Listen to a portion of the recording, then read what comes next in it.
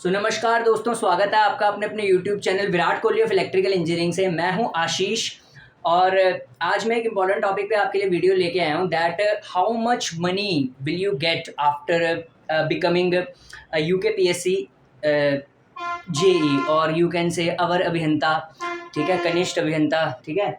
So how much money और how much salary you will get after selecting in after got selected in UKPSC JE, ठीक है। तो UKPSC JE salary discussion होने वाली है इस वीडियो में, ठीक है।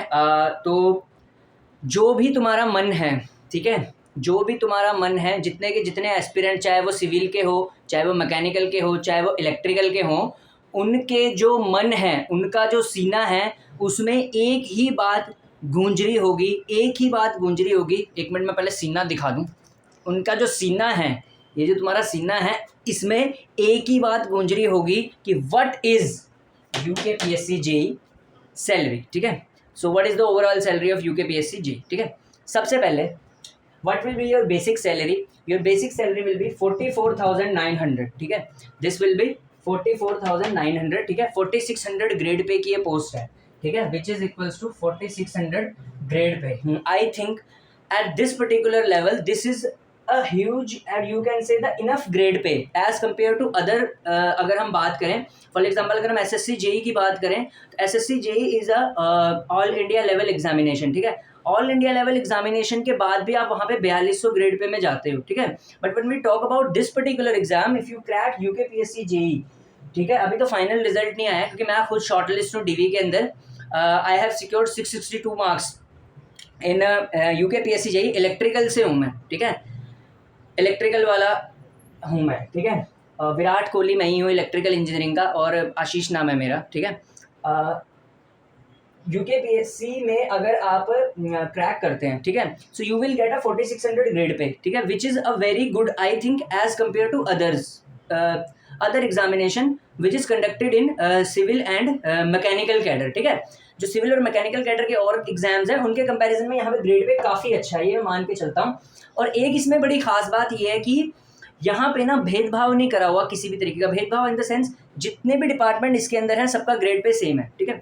If the grade pay is same then इससे आपको एक चीज़ तो बड़ी अच्छी पता चलेगी। बाई चांस कोई आपका ड्रीम का डिपार्टमेंट रहा होगा, कभी कभार ऐसा होता है हमने सोच के तैयारी किसी के लिए करी होती है पर मिल कोई और जाता है, ठीक है। अनफॉर्चुनेटली क्योंकि एग्ज़ाम इतना बड़ा है, कभी कभार कोई एग्ज़ाम ख़राब होने से इसी के अंदर आपका जो स्कोर होता है वो डाउन चला जाता है और जो आपको चाहिए होता है वो नहीं मिलता, ठीक है।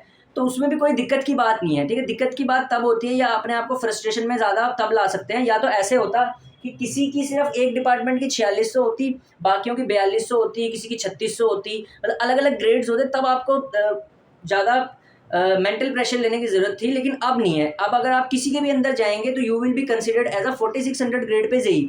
Either you are a JE of PWD, either you are a JE of agriculture, you will be in the same cadre. This is the main thing जो है जो इस एग्जाम को सेपरेट करती है, ठीक है।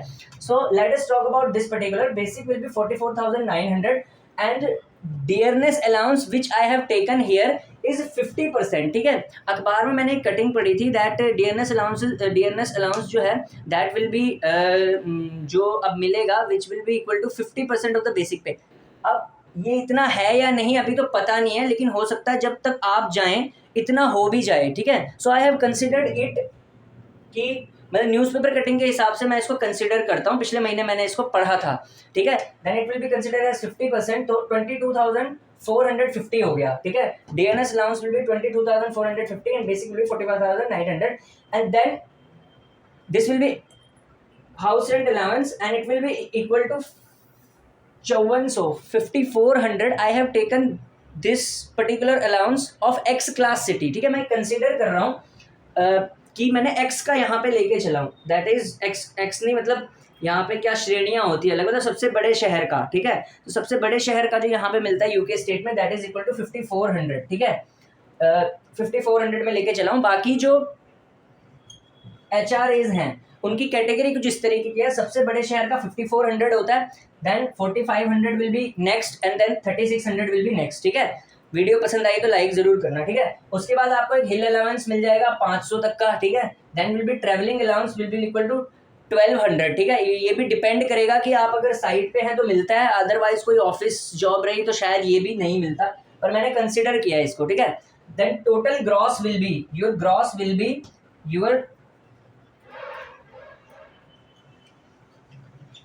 योर टोटल, जिसको ग्रॉस सैलरी बोलते हैं, your gross salary will be 69,050 rupees, which is a huge at the entry level, ठीक है।